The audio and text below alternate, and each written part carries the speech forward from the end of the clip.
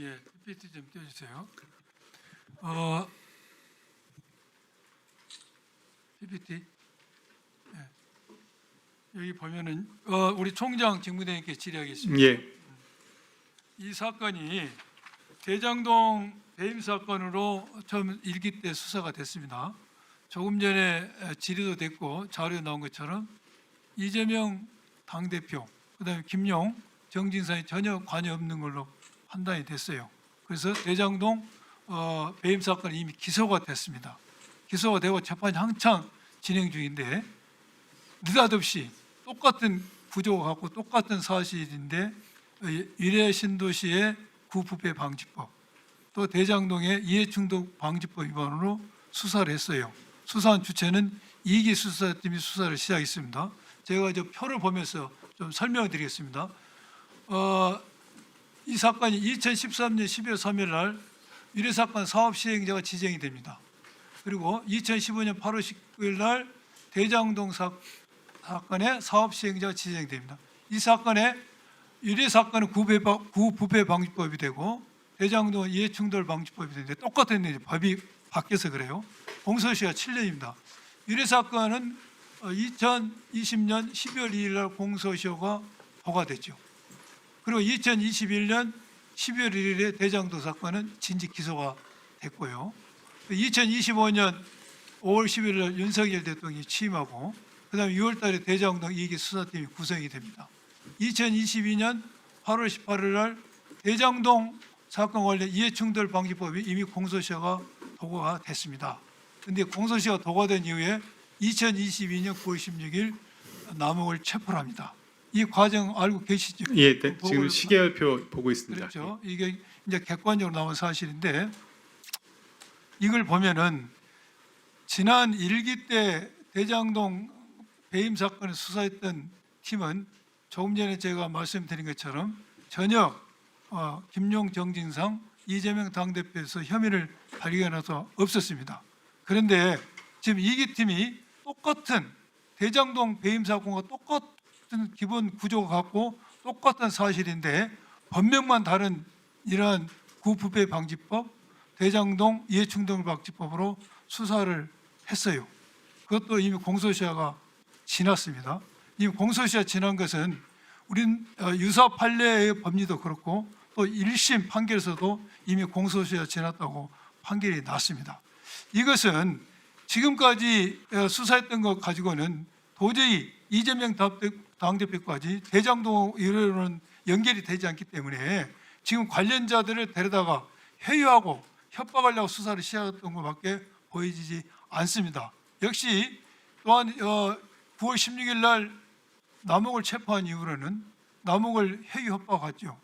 또 유동규를 회유 협박해서 결국은 그 수사 과정에서 이러한 이해충돌 방지법과 부패 방지법을 수사한다는 명목으로 이 관련자들을 회유 협박하는 기회를 가지고 수사를 해서 관련자들을 다 기소를 했습니다. 결국 공소 기각이 났는데 이걸 제가 보면서 무슨 생각이 드냐? 검찰이 이러한 공소시효가 지난 사건까지도 수사를 한 이유가 뭔가? 이것은 이재명 당대표를 표적으로 해서 정치적으로 정쟁을 제거하기 위한 목적이 있지 않고서 이런 수사를 하겠는가? 이런 생각이 들어요. 검찰이 이렇게 공소시효가 도과된 사건을 수사한다는 게 말이 됩니까? 지금 남욱을 체포한 것은 불법 체포입니다. 남욱이 체포 당시에도 남욱도 변호사이기 때문에 여러 번 이야기를 했다는 거 아닙니까? 이건 공소시효가 지난 사건이다. 나를 체포하면서 불법 체포라는 이야기를 했다는 것입니다. 그럼에도 불구하고 검찰은 법리 검토가 다 끝났다. 이 법리 검토에 대해서 공소시효가 완성된 걸 알았다는 것이죠. 그럼에도 불구하고 이러한 이재명 당대표를 표적으로 삼기 위해서 무리하게 공소시효가 도과된 사건을 수사했어요. 이러니까 검찰이 이재명 당대표를 표적 수사했다는 말을 듣고 있는 것입니다.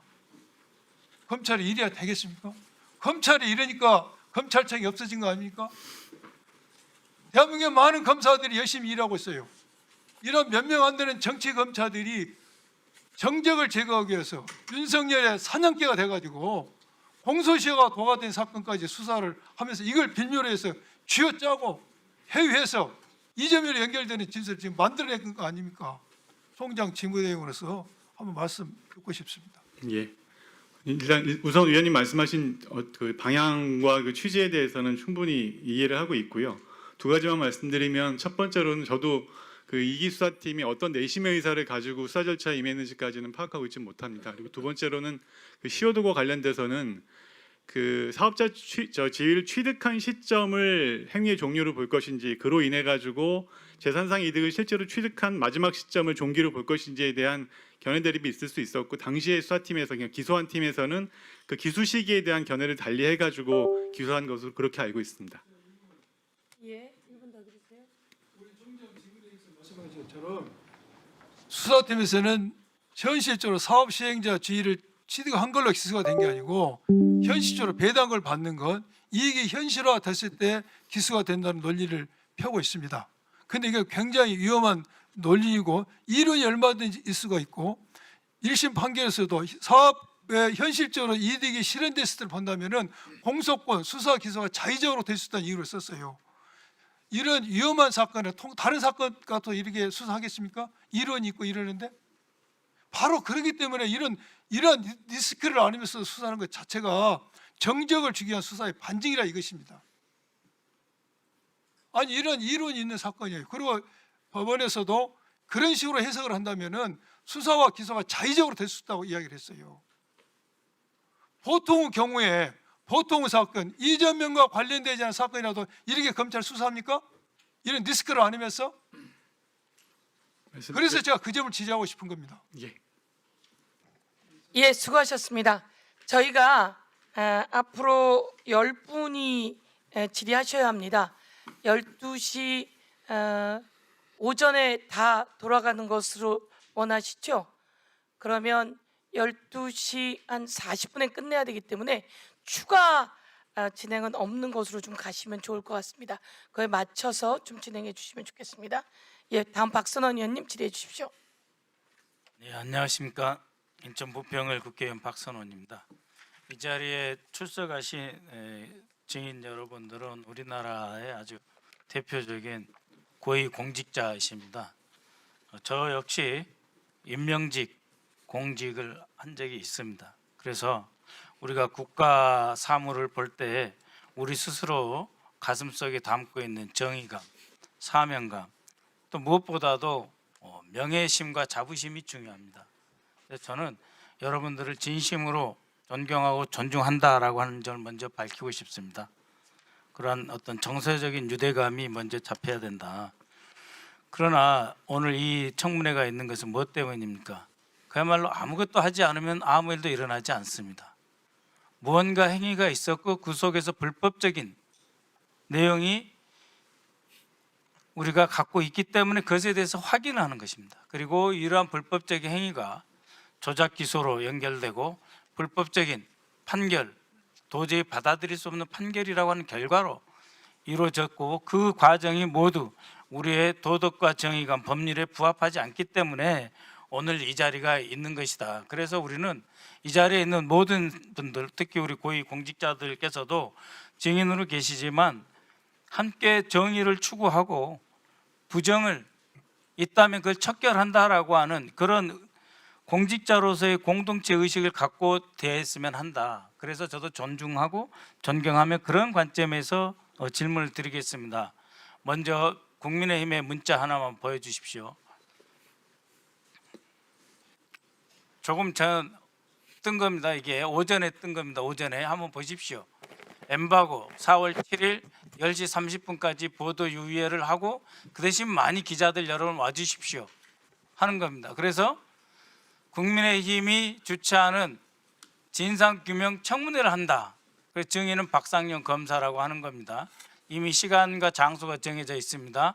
4월 7일 화요일 10시 30분 국회 본관 245 주최 국민의힘 소속 특위위원 전원 김영동 간사, 각규택 의원, 나경원 의원, 송적준 의원, 신동욱 의원, 윤상현 의원, 이상희 의원 이들이 무엇을 하겠느냐? 박상영 검사와 관련자들을 증언대에 세워 자신들이 증언대에 세운다는 겁니다. 그래서 회의 후 조작 프레임의 허구성을 국민들에게 밝히겠다 하는 거예요. 그래서 아예 10시 30분부터 촘촘하게 저 행사 기획이 있어요. 10시 30분에 뭐 하고 10시 35분 개회하고 10시 50분부터 11시 5분까지 증인 발언을 듣고 질의응답을 약 20분간 진행하고 끝내겠다 이렇게 돼 있잖아요. 증인 선서를 못하는 사람을 데리고 저렇게 하고 있는 것입니다. 이 자리에 앉아 있지를 못해요. 왜? 저희가 잘못된 내용, 조작된 내용을 드러내고 이것이 사실인지 여기에 계신 분들에게 저희는 묻고 확인을 받는 겁니다. 저희가 없는 주장을 하는 게 아니다 하는 점을 강조드리고 그런 관점에서 오늘의 청문회가 진행된다라고 하는 것이고요. 그 다음에 기준은 뭐냐면 아까 말씀드렸던 그 수사 준칙입니다. 수사 준칙은 적법한 절차에 따라서 예견도 편견도 없이 주어진 권한을 자의적으로 행사하거나 남용해서는 안 되고 실체적 진실을 밝혀야 한다. 과학적이고 객관적인 증거를 찾아야 되고 그 다음에 선입견을 가져서는 안 되고 관련 없는 사건에 대해서 자백이나 진술을 강요해서는 안 된다. 이거는 기본이지 않습니까? 그렇죠? 저희는 이렇게 돼서 어떤 사람이 법에 의해 징치당하는 것까지 문제 삼지 않습니다.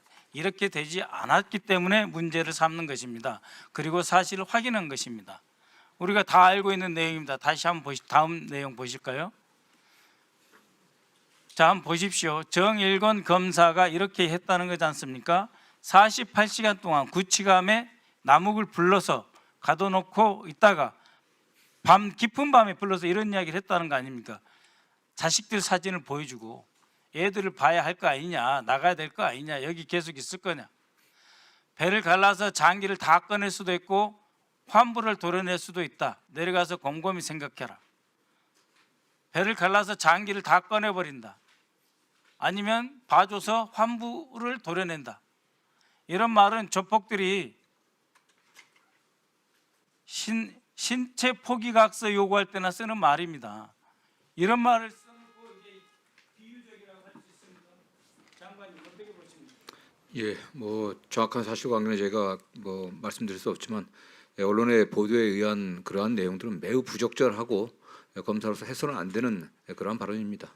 그래서 회의와 압박 조작이 기소가 있었다고 보고 저희가 사실관계를 확인하고 있는 과정이다 이렇게 받아들여 주시고 오히려 질문 다시 드리겠습니다. 네, 박선원 의원님 수고하셨고요. 다음으로 이주 의원님 질의해 주시기 바랍니다. 예, 법무부 장관님. 네네. 예, 지난주 쌍방울 사건처럼 오늘 저희가 다루고 있는 사건도 역시 정치검찰과 유동규 등이 입을 맞춰서 없는 죄를 있다고 뒤집어 씌운 전형적인 3인 성호 범죄 조작극이라고 봅니다. 저는 처음부터 이재명 대표를 노린 사법 쿠데타다 이렇게 볼 수 있는데요. 그거 이제 천천히 한번 보겠습니다. 이제 조작 범죄 설계도 중에 일부의 단면인데요. 자, 먼저 압수조사건 한번 보겠습니다. 장관님, 2022년 10월 13일 김영석 검사가 유동규의 사실혼 배우자 박태선으로부터 백팩을 압수할 때 작성한 압수조서거든요. 이 압수조서 내용 좀 한번 보시겠어요? 예. 거기에 지금 맨 위에 뭐라고 적혀 있습니까?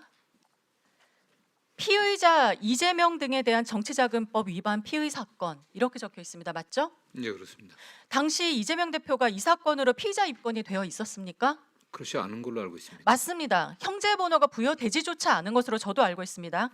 이 사건으로 그리고 이재명 대표는 입건된 적이 아예 없습니다. 그런데 이렇게 버젓이 기록이 되어 있습니다. 이거 왜 그럽니까?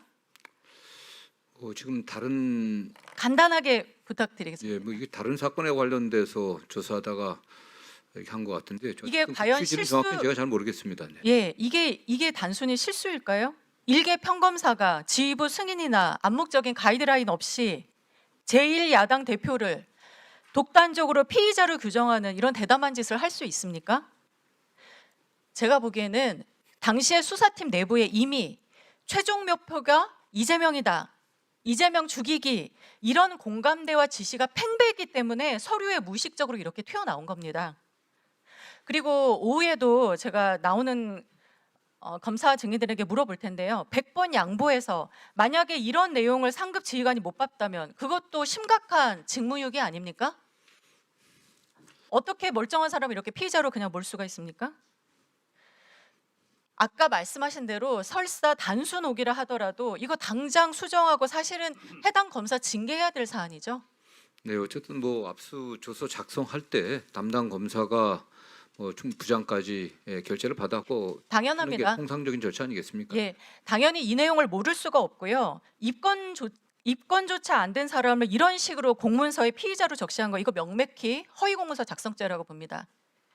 예, 그리고 장관님, 그 김영석 검사가 이 허위 압수조서 쓴 날짜가 10월 13일입니다.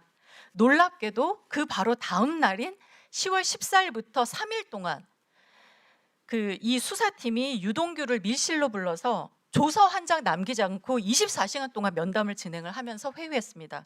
이게 우연입니까? 예, 어쨌든 뭐 매우 부적절한 예, 매우- 수사가 있었다는 네, 거 매우 부적절하고요.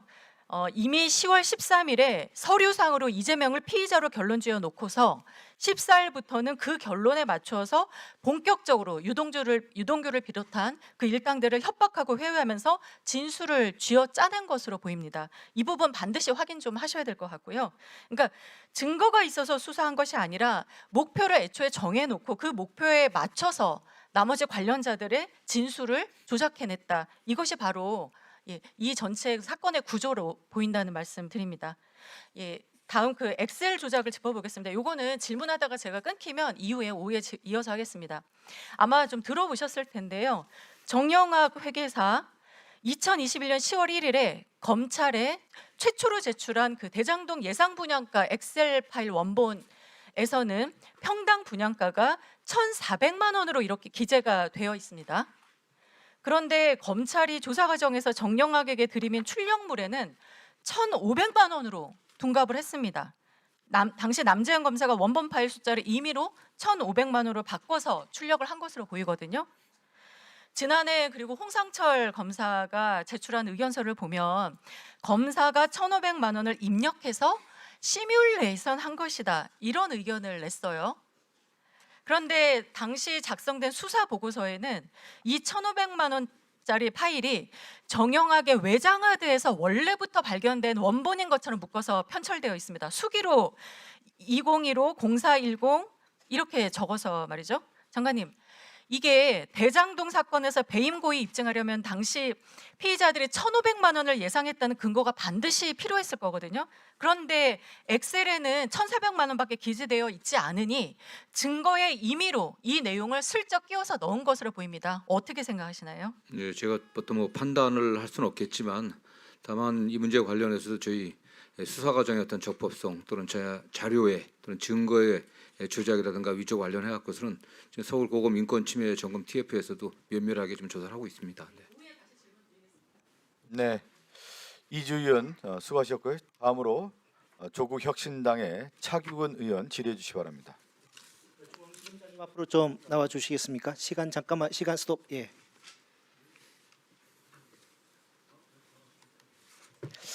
네, 그 남욱은 작년 11월 7일 정진상 재판에 정인으로 출석해서 대장동 2차 수사팀의 회유와 협박에 대해서 구체적으로 증언했습니다. 2차 수사팀은 구치소에 수감 중이던 남욱을 체포해서 중앙지검 검찰청 구치감에 2박 3일 동안 구금했다고 하는데 정인도 그 뉴스 보신 적 있죠?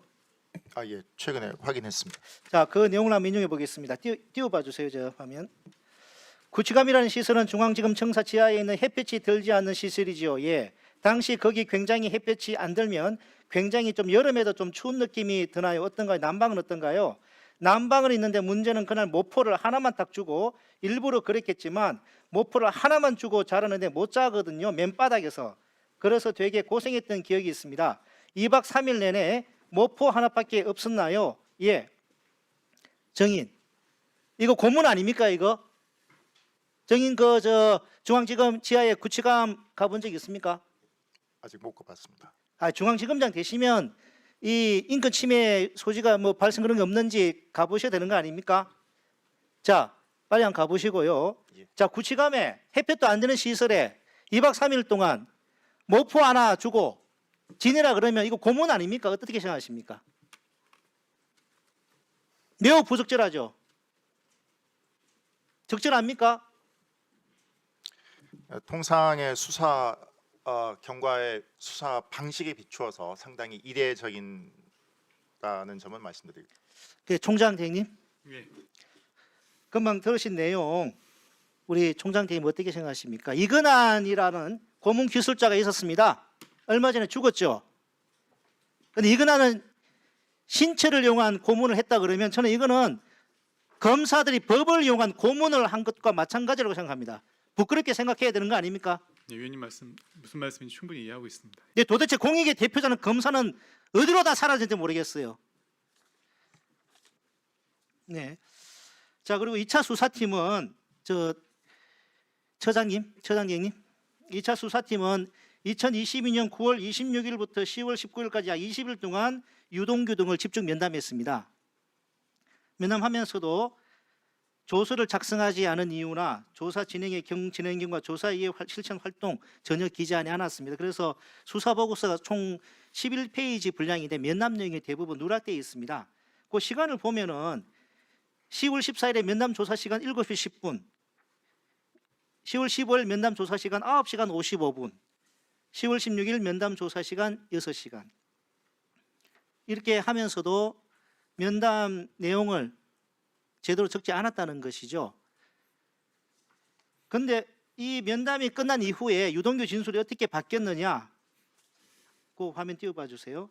자, 어떻게 바뀌었냐니까 그전에는 정진상 피고인이 요구하지 않았다로 했는데 이런 면담 이후에 요구했다로 바뀌었고요. 그전에는 아파트 5층까지 걸어 올라가서 줬다라고 했는데 이런 면담 이후에 아파트 1층 현관 앞 어두운 곳에서 전달했다고 바뀌었습니다.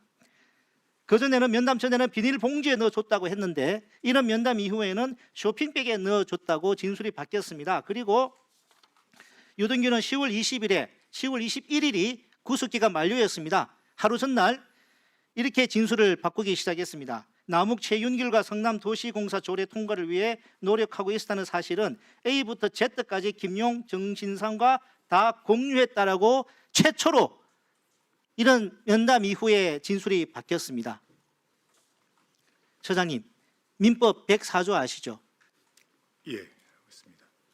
그 당사자의 궁박, 경솔 또는 무경업으로 인하여 현저하게 공정을 잃은 법률 행위는 무효로 한다. 내용 잘 알고 계시죠? 그렇게 기재되어 있습니다. 이거는 물론 민법에 관한 조항이긴 합니다만은 좀 전에 들으신 내용들 3일 동안 햇빛이 들지 않은 구치감에 모포 하나 넣어주고 제대로 잠도 못 자게 하는 고문에 가까운 수사 행위 그리고 조수도 남기지 않고 완일 180도 자기들이 원하는 프레임에 부합되는 진술을 만들어내는 이런 행위가 판사님 입장에서 보시기에 정상적인 이 수사라고 보십니까?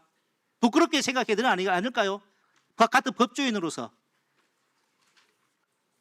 형소법에 소환하면은 조사하는 시간과 끝나는 시간을 적도록 되어 있는 부분이 있습니다. 예. 그죠? 그 형수법에 그렇게 일부만 좀 부탁드립니다. 형수법에 그렇게 되어 있고 수사 준칙이나 검찰 사건 사무 규칙 등에 의하면은 아까 다른 의원님 지게도 나왔습니다만은 면담 내용, 면담 조서를 기록하지 않는다 그러면 왜 조서를 기록하지 않았는지 내용 다 적혀 있는데 그다 안 적혀 있거든요. 대통령 위반 아닙니까? 그죠? 그죠?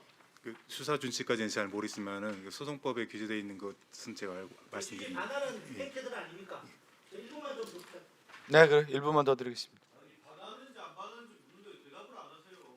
수사 준칙이나 아까 전에 대통령이 아까 존경 박선원 의원님께서 띄우신 그 수사 준칙의 내용이나 그런 게 반하는 행태들이라고 봐야 되는 거 아닙니까? 이 정도는.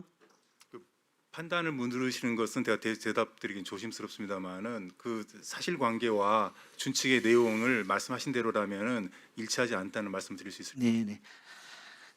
처장님, 저는 근대 사법에서 건전한 고문 수사가 21세기에 이렇게 서울중앙지검 지하에서 이렇게 이루어지고 있는데 저는 진짜 충격받았습니다. 총장님, 이런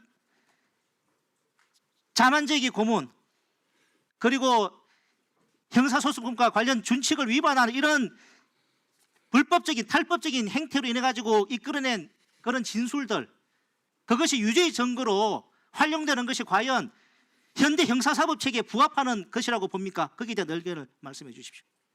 저한테 지금 예. 위법하게 수집된 증거는 증거 능력이 부정돼야 되는 게 당연합니다. 이 정도면 위법 수사라고 볼 수 있는 그 대단히 외람되고 죄송합니다만은 그에 대한 판단을 제가 말씀드리기는 좀 조심스럽습니다. 일반론을 말씀드릴 수밖에 없습니다. 네. 차기국 의원의 수고하는 시간. 잠깐 박철우 검사장님 좀 자리에 계시고요. 저도 좀 깜짝 놀랐는데 우리 박철우 중앙지검장은 그 중앙지검 구치감을 한 번도 안 가봤습니까? 예, 아직 못 가봤습니다. 저는 이렇게 많은 쟁점이 되고 특히 남욱과 관련해서 정일공 검사가 수시로 회유 압박 수사했다라고 하는 것이고 구치감을 48시간 동안 감금해 놓은 상태에서 수사한 것입니다. 근데 우리 중앙지검장이 여기를 안 가봤다라고 하는 거에 대해서 좀 놀라운 사실이고요. 4월 9일 날 국정조사 특위에서 중앙지검 이 구치감을 방문 조사를 합니다. 그날 우리 중앙지검장님도 같이 오셔서 봐야 될 것 같아요. 아, 네, 그렇게 하겠습니다. 예, 그리고 수원지검의 김봉현 검사장님, 네. 그냥 앉아서 서서 계시고요. 네. 이날 우리가 수원지검에 그 박상윤 검사가 있었다라고 하는 13135, 네. 그렇죠? 네. 그다음에 창고 영상 녹화실 현장 조사 하는데 적극적으로 협조해 주시고요. 우리 지검장님도 여기에 꼭 오셔서 현장 조사 어떻게 이루어지는지 좀 같이 보시기 바라겠습니다. 그렇게 하겠습니다. 예, 예, 말씀해 주실까요? 예, 예, 들어가시고요. 예, 예, 1분 드리겠습니다. 예, 1분 드리시죠. 마이크를 주세요. 이건태 의원 마이크요. 그 9월 달에 밤이면 꽤 추워요. 모포 한 장 주고 3일을 48시간을 버티라고 하는 것은 우리 현대 사회 인권 기준으로 보면 이건 고문입니다. 그 우리 현장 검증 갈 텐데요, 중앙검사장님. 네. 그 제공한 모포도 같이 보여주세요. 아, 예. 준비하겠습니다. 우리 국민들이 이 사실을 알면 경악할 겁니다. 검사가 자기가 원하는 진술을 얻기 위해서 모포 한 장 지급하고 48시간을 그 좁은 구치감에서 콘크리트 그 바닥에서 버티라고 하는 것은 정말 검사가 인권의 옹호자라고 스스로 얘기하면서 있을 수 없는 일입니다. 모포도 꼭 보여주세요. 네, 알겠습니다. 예, 들어가시고요. 9일날 현장 조사가 있으니까 관련 기관에서는 적극적으로 협조해 주시 기 바랍니다. 협조한다고 국민 앞에 또 약속을 하셨고요. 다음으로 전용기 더불어민주당 의원 질의해 주시 기 바랍니다. 중앙지검의 박철호 검사장님 앞쪽으로 잠시만 모시겠습니다.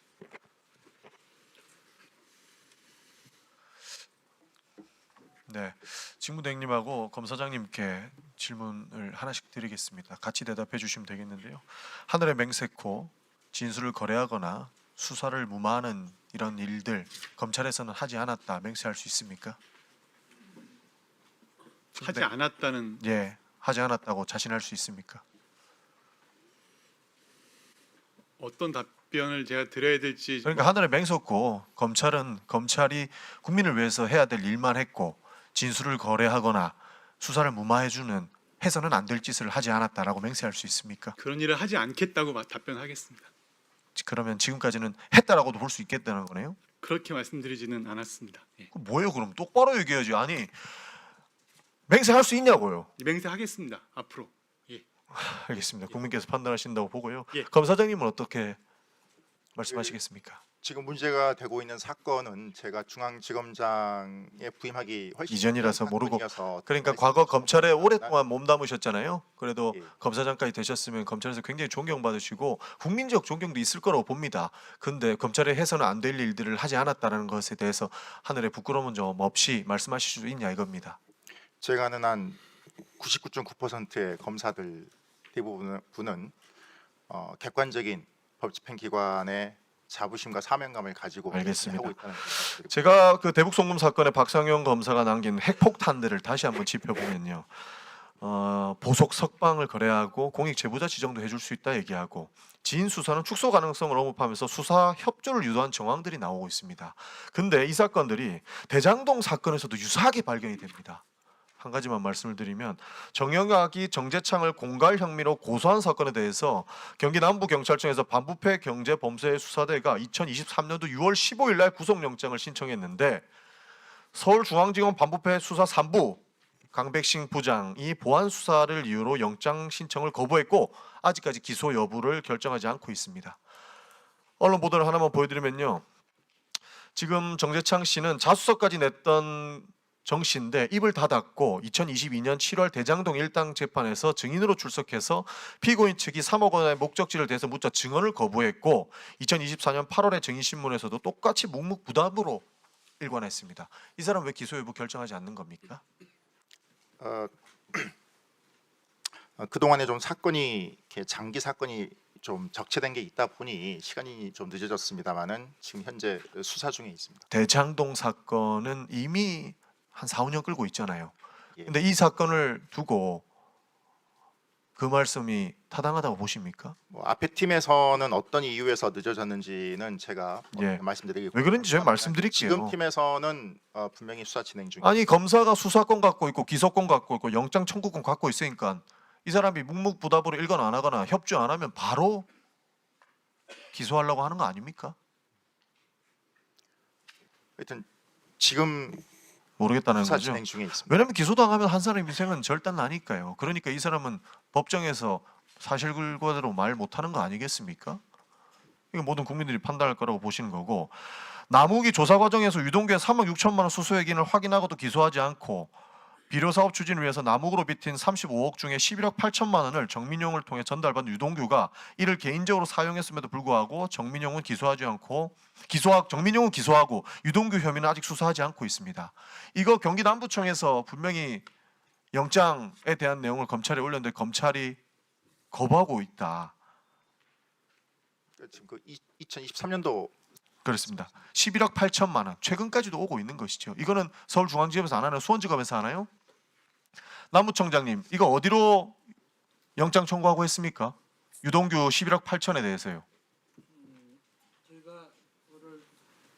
앞쪽으로 좀 나와요. 예, 마이크. 이쪽으로 오셔도 됩니다. 예. 이쪽에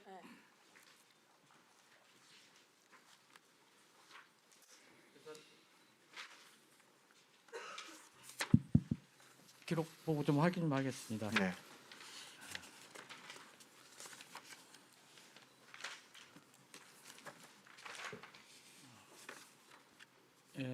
최초에 수사 기록 제공 요청했는데 저희가 협조를 받지 못했고요. 어디서 막혔죠?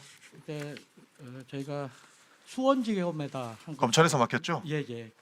두 번째는 저희가 기록을 보기 위해서 서울중앙지검에 대해서 압수수색하려고 수원지검에 영장을 청구했는데 그게 신청을 했는데 불청구됐습니다. 검찰에서 막은 거죠?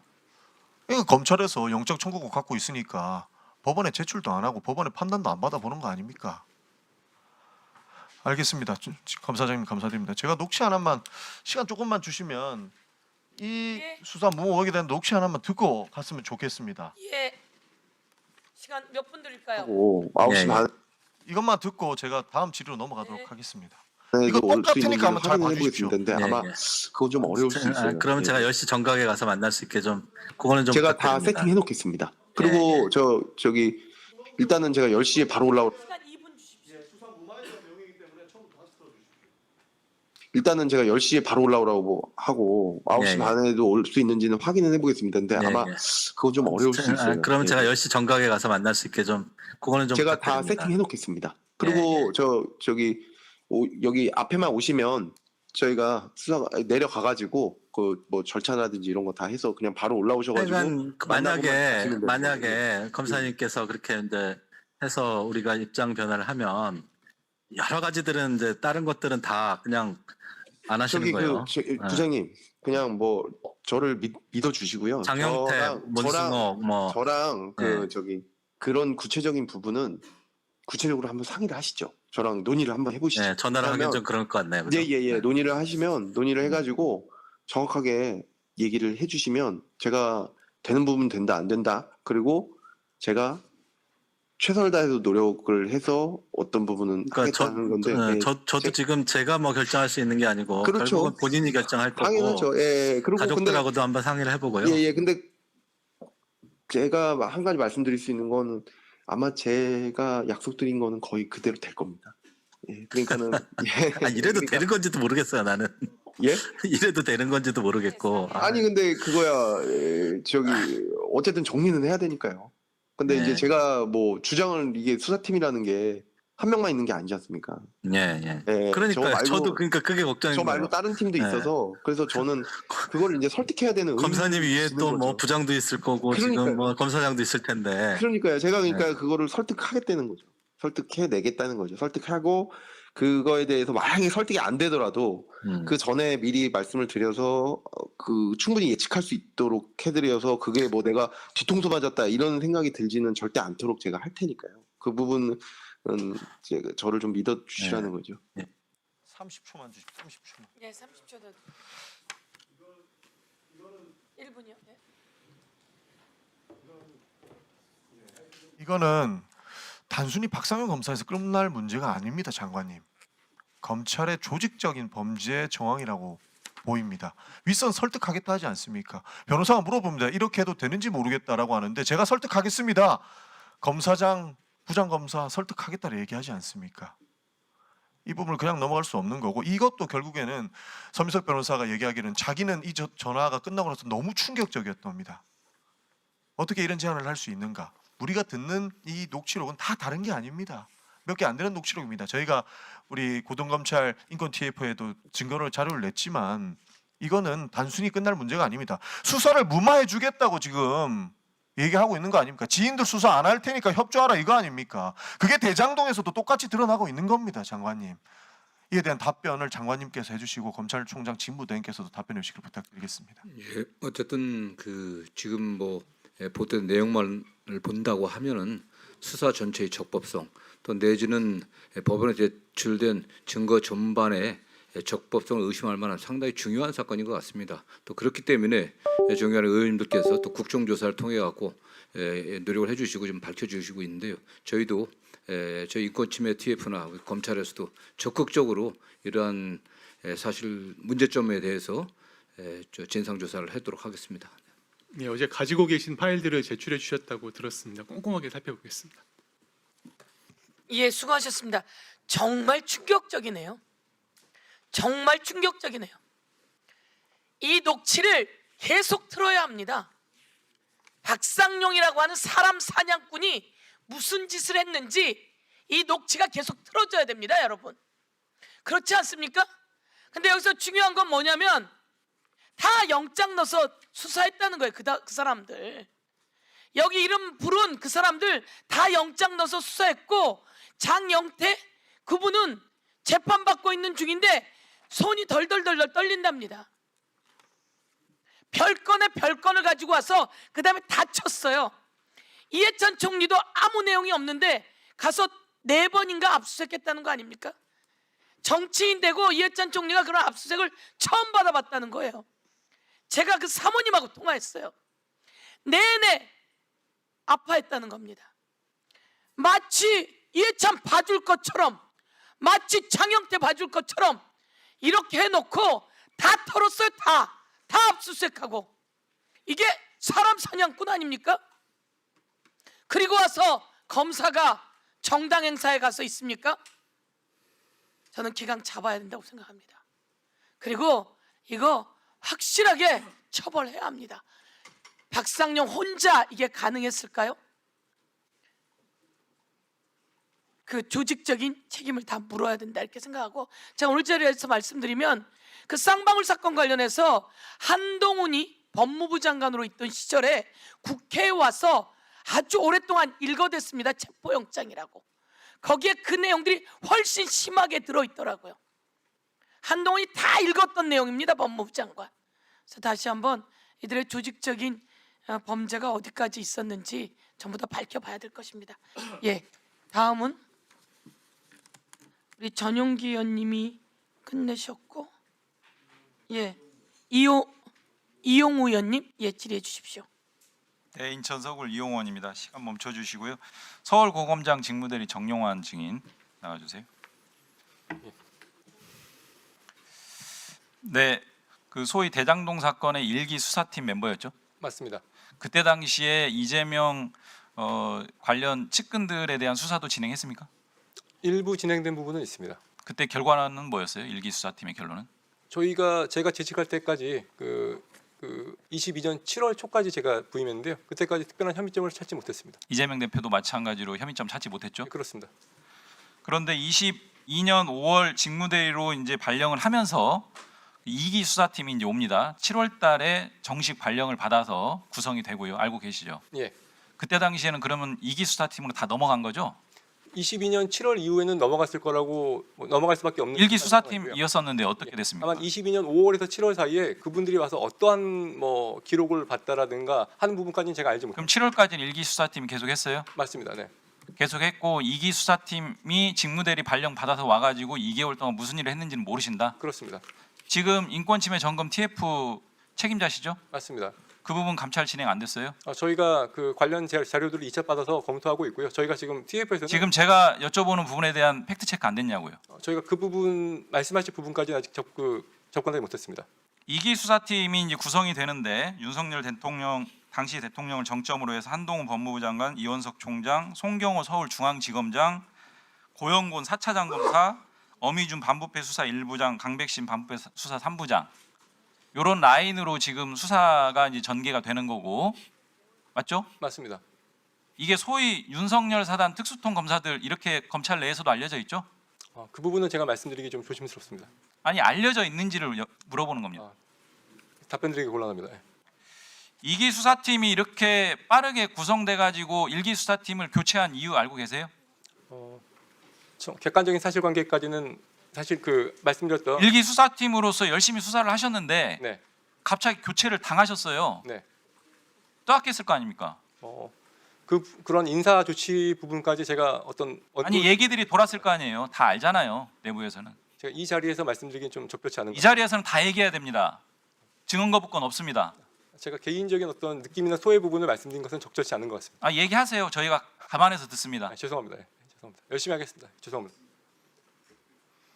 25년 5월달에 검찰총장 직무대행께 묻겠습니다. 예. 22년 5월달에 직무대리 발령까지 하면서 이렇게 어떻게 보면 정식 발령도 아니잖아요. 정식 인사명령도 아닌데 이렇게 급하게 와가지고 수사를 해야 될 이유가 저간의 사정이 있었습니까? 그러니까 저도 마침 말씀하신 것처럼 그 당시에 그 직무대리 명령이 있었고 그게 이제 22년도 7월달 인사로 그렇게 반영되었다는 사정을 이제 어제 오늘 중간에 파악을 했고요. 지금 말씀 주신 것처럼 그 내용들이 무엇인지에 대해서는 확인을 해야 되는 상황. 정용환 증인 이렇게 어떻게 보면 졸속적인 인사발령 직무대리 형식으로 와가지고 할 이유가 있었어요? 그때 당시에? 정확한 사실관계는 저희가 관련 조사를 진행해 보겠습니다. 아직도 파악 안 됐어요? 네, 죄송합니다. 정용환 증인이든 총장 직무대행이든 참 한가합니다. 지금 대한민국을 떠들썩하게 하고 있는 사건들을 국정조사 특위까지 구성해서 국회가 나서고 있는데 어제 오늘 들었다, 어제 오늘 확인했다. 국민들이 어떻게 이해합니까 이거를? 총장 대행, 그 공소시효 완성 논란 관련해서 지금 우리 존경하는 양분남 의원님께서 하셨어요 질의를. 저도 법률가 출신인데 검찰은 공소시효 완성 여부가 문제가 된다라고 하면 가장 보수적으로 판단해서 수사 기한이라든지 일정들을 진행하는 거 당연한 거 아닙니까? 보통 그렇게 하고 있습니다. 그런데 이 공소시효 완성이 됐다라고 주장하는 상당한 근거가 있는 것도 있는데 이런 사건에서 무리하게 공소시효가 도가된 이후에도 수사를 한다. 설령 다른 측에서는 아직 공소시효가 도가되지 않았다라고 할지라도 이게 좀 일반적인가요? 그러니까 이해충돌방지법에 대해 가지고서 대법원 판례나 그런 선례가 있었던 게 아니기 때문에 그 이익을 실제로 제가 일반적으로 물어보는 거예요. 공소시효 완성 여부가 이렇게 완성됐다라고까지 얘기되는 사건에서 아직 완성되지 않았어라는 주장을 하면서 이렇게 수사를 계속 밀고 가는 게 당시에 그게 어느 정도 수위까지 쟁점이 되는지는 파악하지는 못했습니다. 자, 총장 대행 지금 정용환 증인 1기 수사팀에서 2기 수사팀으로 이렇게 교체가 됐어요. 요것도 어떻게 보십니까? 그러니까 말씀드린 것처럼 당시에 그 직대 명령이나 인사조치로 이어진 시점에 대해서는 말씀을 드렸고요. 자, 그 사정이나 배경에 대해서 파악해 보겠습니다. 파악해 보시고 정용환 증인 지금 서울 고검에서 인권침해 점검 TF 책임자시고 이 건도 감찰 대상이죠. 감찰 요청서가 저에게 이첩되었습니다. 감찰이 많이 안 된 것 같아요. 죄송합니다. 지난번 건과 관련해서도 그렇고 이번 건과 관련해서도 예, 1분 주십시오. 지금 TF에서 진행하는 감찰 건과 관련해서는 대검 감찰부라든지 법무부에 일정하게 보고를 해왔죠. 예, 맞습니다. 대검 감찰부장이 박성재 전 장관이 알박기한 김성동 부장 맞습니까? 김성동 부장은 맞는데 뭐 그 다른 평가 부분에 대해서는 제가 답변드리기 곤란합니다. 대검 감찰부의 김성훈 부장도 최근까지 근무했었죠? 예, 그렇습니다. 김성훈 부장 지난번에 단톡방 멤버 중에 한 명인 거 아시죠? 전 언론 보도 보고 알았습니다. 김성훈 부장이 그 고검에서 진행하는 감찰 내용을 보고받았겠네요. 그 부분은 그 대검 내 구체적인 업무 분장까지는 제가 알지 못합니다. 아니 대검 감찰부가 얼마나 큰 조직이라고 그걸 다 공유하죠. 몰랐겠어요? 단톡방 멤버가 감찰 대상이 될 수도 있는데 대상이 되어야 한다고 저는 생각하는데 감찰 결과를 보고받고 이러고 있었어요. 그 상황들은 알고 있었습니까? 저희가 뭐 하면서 대검 내부의 상황까지는 제가 파악하고 있지 못합니다. 단톡방 멤버들이 어떤 내용들을 주고받았는지 국정조사든 감찰 관련 사항이든 다 들여다 보셔야겠죠? 예, 성실히 조사하겠습니다. 들여다 보고 있습니까?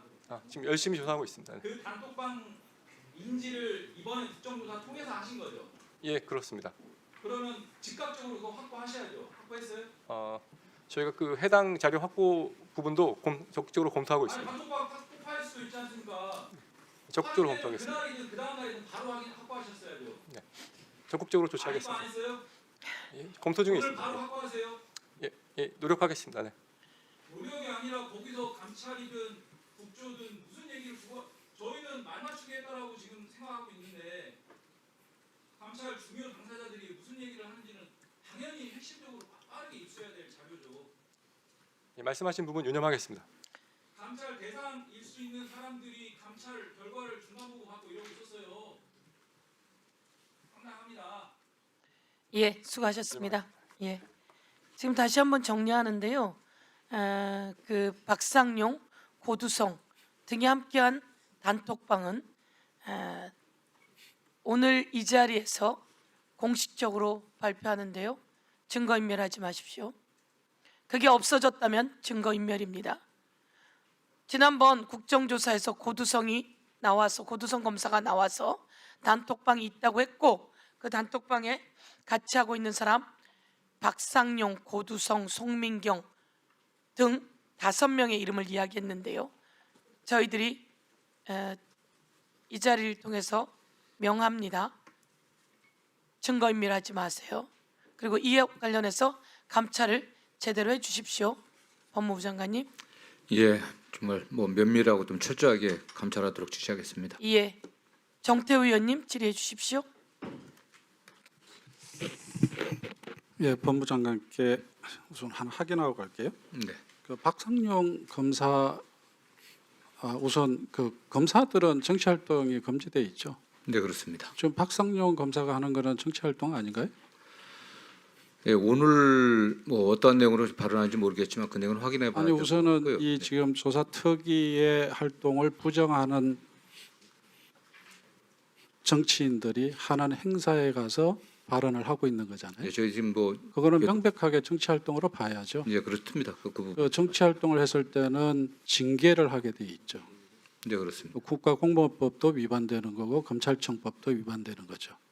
그렇죠? 네, 그렇습니다. 네, 그래서 명백하게 이거는 이 정치 활동이라고 규정을 저는 하고요. 네, 이미 그래서 직무정지가 어쨌든 그거는 직무정지는 징계는 아니거든요. 징계를 전제로 해서 저희들이 네, 하고 있는 그래서 이거는 명백하게 징계 대상이 되는 것이기 때문에 법무장관으로서 그 지위를 명확하게 해주셔야 된다는 당연히 그렇습니다. 말씀을 드립니다.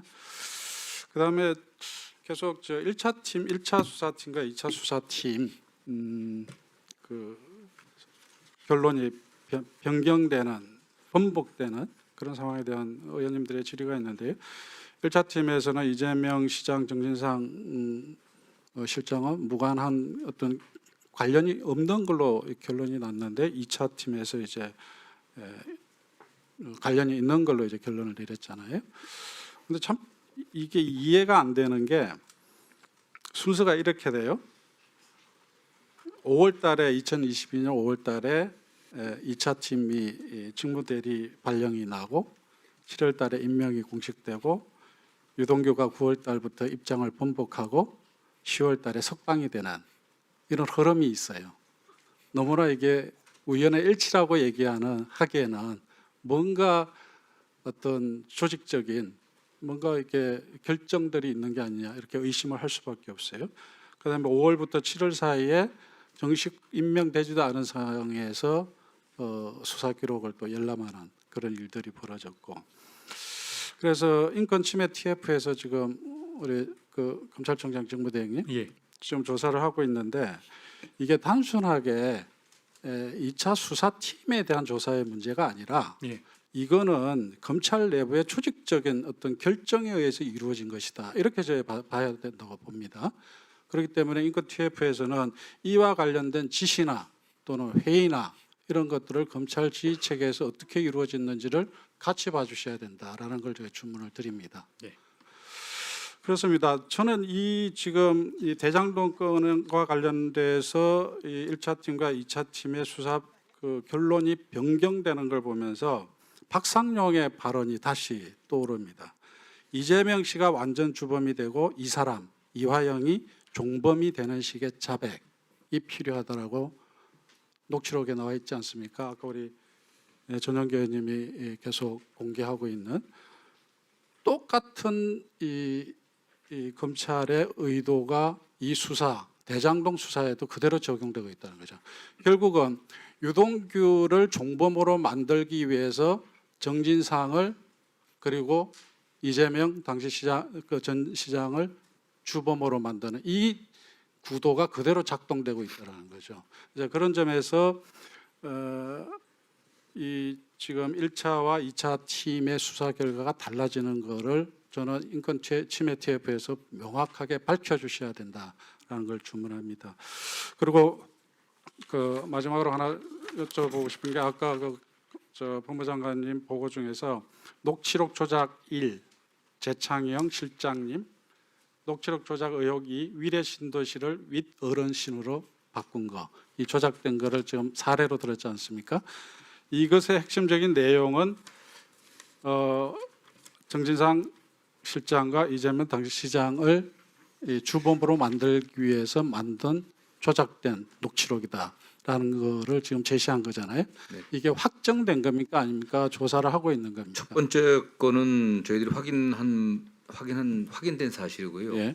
두 번째 위례 신도시를 윗 어르신이라고 한 부분은 다시 확인해 보니까 다시 이걸 보니까 일단 그 저희 감사팀에서 윗 어르신들이라고 발언한 게 아니냐 이렇게 들린다는 얘기가 있습니다. 이 점은 좀 다시 한번 확인해 봐야 될 것 같습니다. 네, 그러니까 첫 번째 녹취록은 확인이 된 거고, 네. 그러니까 이건 조작된 게 명확하다라고 확인이 된 거죠.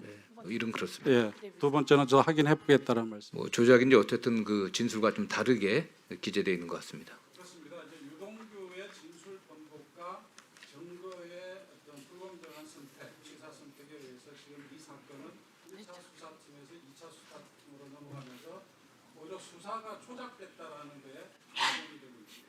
그런 점들을 우리 인권 침해 TF에서 명확하게 밝혀주시기 바랍니다. 네, 수고하셨습니다. 법무부 장관님, 네.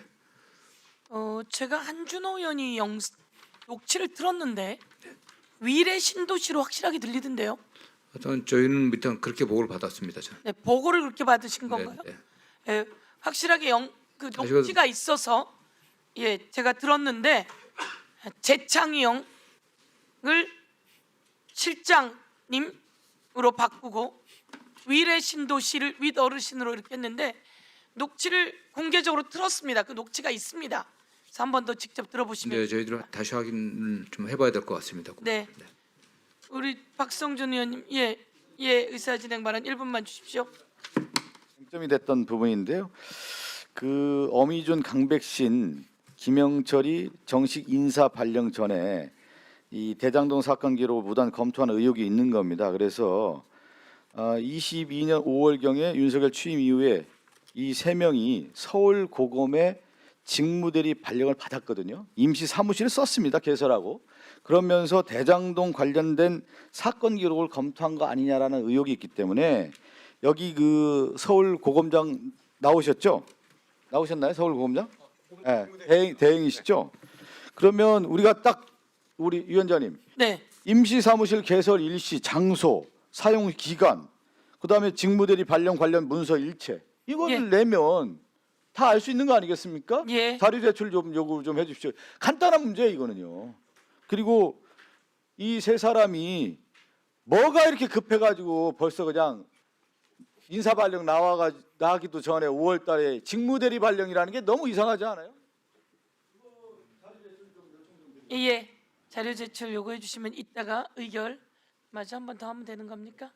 의결까지는 필요 없습니까? 예. 그러면 그 절차를 준비해 주십시오. 예. 네. 예. 그 소통해 주시고 다음 질의 들어가도록 하겠습니다. 다음은 지금 시간이 지금 다 하셔야 되기 때문에요. 우리 김승원 의원님 질의해 주십시오. 네, 수원시각 김승원 의원입니다. 대장동 땅은 사실 거기 살았던 주민들 그리고 거기에 대출을 일으켜줬던 부산저축은행 그 피해자들의 한이 서린 곳입니다. 이 기원을 살펴보면 2004년도에 이제 성남시 이대업 그러니까 현 국민의힘 시장이 개발 계획을 발표하면서 투기 바람이 불었죠. 그래서 경찰에서 한 100여 명 수사해서 지분 쪼개기라든가 알박기 사람들을 다 처벌을 하니까 이게 잠시 좀 가라앉았다가 2008년도에 이대업 시장이 다시 또 개발 추진하겠다고 했을 무렵에 이제 이강길 씨가 사업 시행자로서 거기서 부산저축은행으로부터 총 1,800억 대출을 이제 받은 것이죠.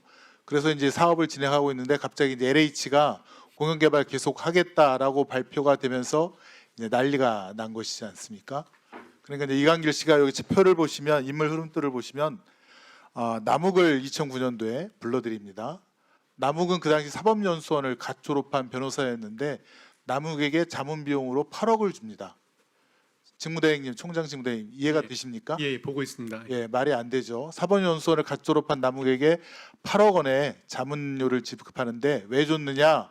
남욱의 아버지가 포항에서 골재 채취업을 하는 사람인데 그 아버지가 이상득, 즉 당시 이명박 대통령의 형과 아주 친하답니다. 그래서 LH가 이 공영개발을 못하도록 꺾어달라는 부탁을 합니다.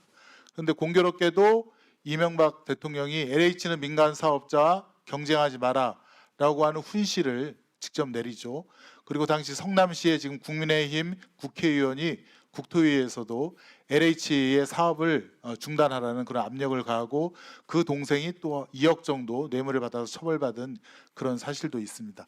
그래서 남욱이 이 대장동에 들어가게 된 것이고요.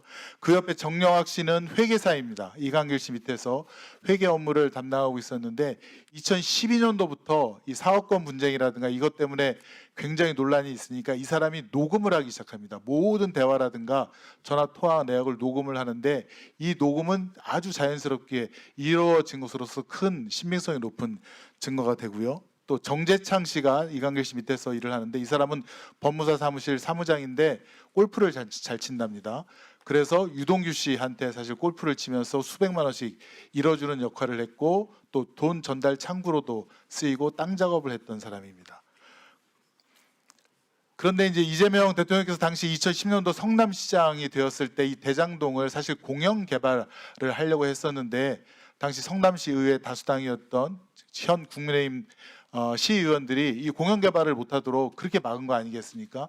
그래서 이재명 시장님께서 결국은 하다 못해서 그런 민관 공동 경영 개발로 해서 이 대장동이 시작된 것이고요. 지금 이제 김용 당시 성남 그 이재명 시장님의 측근에 대해서 지금 유동규가 3억 받은 것을 갖다가 전달했다라고 해서 지금 기소가 되었고 마치 지금 김용 전 부원장에 대해서 일부 유죄 판결이 나왔는데 다음 PPT 하면 한번 보실까요? 아니 정재창 씨 자수서. 예. 이 정재창 씨가 이 3억 원은 당시 유동규가 그 전에 철거업자와 고철업자로부터 사업을 갖다가 소개해 준다는 명목으로 3억 받은 것 때문에 이게 지금 빚이 쪼들린다. 그래서 좀 돈을 달라라고 해서 그때 당시 그런 명목으로 유동규가 남욱으로부터 돈을 요구해서 받은 것이다라는 자수서가 있고요. 그 다음이요.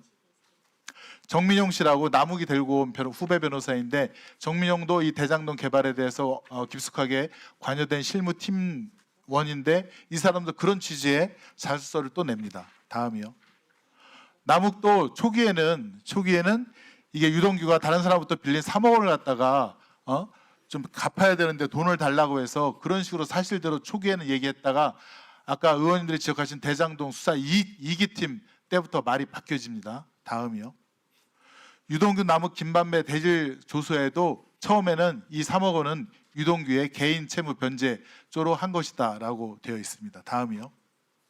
철거업자가 최근에 또 진술을 합니다. 내가 유동규에게 3억 원을 빌려줬고 그때 3억 원을 받아내기 위해서 유동규에 요청한 것을 받은 것이라는 사실 확인서를 냅니다. 이런 모든 것이 다 김용 부원장에게 전달된 것이 아니라 유동규 개인 채무로 사용됐다라고 하는 건데 그 법원행정처장님, 권한대행님 이런 자료들이 김용 부원장 재판에 다 제출되었습니까? 그건 제가 증거로 제출되었는지 이런 것들이 있음에도 불구하고 이게 유죄 판결이 나왔다면 법원의 판단에 좀 심각한 오류가 있다고 생각합니다. 오후까지 보고를 해주십시오. 이런 자료들이 증거 목록에 있는지 그것만 확인해 주시면 됩니다. 아시겠습니까? 네, 확인해 보겠습니다. 네, 예, 수고하셨습니다. 위원장님, 위원장님, 제가 조금 전에 정영학 녹취록 관련해 갖고 착오를 일으켜갖고 제대로 답변을 잘못 못했습니다. 말씀하셨죠? 정정 좀 해야 될 것 같습니다. 네. 아주 중요한 이야기를 잘못 그래서 말씀하셨습니다. 예, 처음에 그 정정하십시오. 미래 신도시 윗 어르신 관련해 갖고 정영학이가 자전 제출한 기존 녹취록이 하나 있습니다. 여기에는 그냥 윗 어르신이나 말 어르신이나 땡땡땡 들이라고 기재되어 있었습니다. 근데 일기 수사팀의 의뢰로 다른 녹취록이 그 후에 작성됐는데 거기는 윗 어르신들이라고 기재되어 있었습니다. 근데 처음에 정영학이 제출했던 뭐 땡땡땡 들이 이 부분에 관련해 갖고 증거 조사를 위해 갖고 해당 그 녹음 파일을 다시 들었지 않겠습니까? 그 재생하는 과정에서 남욱이 해당 부분이 위례 신도시라고 진술을 이렇게 했다고 저희가 지금 보고가 됐습니다. 맞습니다. 예. 그 녹취를 최고위원회의에서 한준호 의원이 녹취를 공개한 걸 제가 들었는데요. 그리고 이 공개된 녹취가 곳곳에 있다라고 하는 말을 들었고, 그래서 재창영은 실장님으로 그리고 위례 신도시를 윗 어르신으로 바꿨다라고 하는 것이 나와 있는 내용입니다. 예, 수정 잘 하셨습니다. 뭐 어쨌든 그 과정 자리에 있었던 남욱이 해당 부분을 위례 신도시라고 이렇게 진술했습니다. 예. 예, 다음. 예, 손수월 위원님 질의해 주십시오. 네, 본격적인 질의하기 전에요. 지금 이 시간에도 이 자리에 앉아 계셔야 하는 국민의힘 의원님들이 자체적인 참칭 청문회를 진행하고 계십니다. 박상용 검사가 공범들을 마주하게 하고 진술 세미나를 했다는 의혹을 받고 있지 않습니까? 저는 지금 박상용 검사와 국민의힘 위원님들이 하는 것이 박상용 검사의 위증을 도와주는 위증 세미나를 하고 있는 것이라고 생각합니다. 매우 유감입니다. 네, 질의하도록 하겠습니다. 장관님과 이제 구자연 대행님께 주로 질의 드릴 건데요. 앞서 의원님들이 많이 이야기를 해주셨는데요. 가장 위험한 거짓말은 진실이 섞여 있는 거짓말이라고 생각합니다. 저도 이 1기 수사팀에서 2기 수사팀으로 넘어가는 이 과정에 대해서 좀 분명하게 의혹들을 해소해야 된다라고 생각하는데요. 그 직무대리 발령한 것도 뭐 사실이겠죠. 그리고 절차나 이런 것들은 뭐 확인되는 것들이 있겠습니다만 사실 이 전체를 봤을 때 22년 5월에 직무대리 발령으로 꾸려진 후에 7월에 정식 인사 발령이 되고 나서 22년 12월 9일에 이제 정진상 등에 대해서 이제 기소가 됩니다. 이 중간 기간에 뭐 짧게 하면은 7월부터 12월이겠죠. 22년 하반기에 어떠한 진술을 회유하고 방향을 틀기 위해서 압박하고 불법적인 수사를 했다라는 것을 지금 저희가 확인하고 있고 그에 대해서 진상 규명을 해야 된다라고 이야기를 하고 있는 것입니다. 그런데 이제 오늘 답변하시는 걸 들어보면 뭐 그때는 그랬다, 절차상 그랬다. 이것이 거짓말에 이제 섞여 있는 진실의 일부일까라고는 저는 생각합니다만 저희가 확인해야 되는 거는 이 전체가 어떻게 되었는가를 봐야 되는 것인데요. 사실 저는 구자연 대행님께서 어제 오늘 파악했다 이 부분 대단히 좀 놀랐습니다. 이 지금 감찰 지시된 거 보고하신 거 보니까 25년 9월부터 10월에 이제 감찰 요청하고 고검에서 진행하고 있는 거 아닙니까? 근데 지금 오늘 말씀하셨던 거는 이제 어제 오늘 확인했다 이렇게 한 걸 보고 저 대단히 좀 안일하다 이런 생각이 들거든요. 그렇지 않습니까? 답변 드려도 될까요? 네, 답변하십시오. 지금 제가 어제 오늘 파악했다고 말씀드린 취지는 그 초반부에 그 기관 보고할 때도 말씀드렸지만 저희가 내용 속에 수사팀의 변경 현황들을 보고를 하게끔 되어 있어서 그 내용들을 구체적으로 파악한 게 이제 어제 오늘 상황이라는 걸 말씀을 드린 거고요. 근데 이 수사팀이 그래서 변경된 이 과정이 이 전반 의혹의 대단히 중요한 부분이라고 말씀을 드리는 겁니다. 알겠습니다. 어제 오늘 파악할 일이 아니고 정확하게 확인하셔야 되는 거고요. 큰 말씀 감찰의 드리고 주요 있습니다. 내용에 비껴가더라도 이건 저희가 다시 한번 요청을 드리는 거니까요. 분명하게 파악하셔야 되고요. 이 2022년 그래서 하반기 9월, 10월에 특히 불법적 수사 행태, 강압 수사 의혹이 큽니다. 최근 남욱이 2025년 11월에 한 진술이죠. 정일권 검사로부터 배를 갈라서 장기를 다 꺼낼 수도 있고 환부를 도려낼 수 있다. 내려가서 곰곰이 생각해봐라 라고 들었다고 합니다. 장관님 이거 진짜 섬뜩하지 않습니까? 예, 뭐 그 내용 자체는 매우 섬뜩한 내용이죠. 네. 예, 대단히 섬뜩한 발언이고 저는 협박성 발언이 분명하다고 봅니다. 그 남욱의 말에 따르면 이런 말을 들었다는 게 서울중앙지검 구치감에서 48시간 동안 갇혀 있을 때라고 합니다. 저는 아이들 사진 보여주면서 했다는 말도 대단히 협박성이다라고 보고요.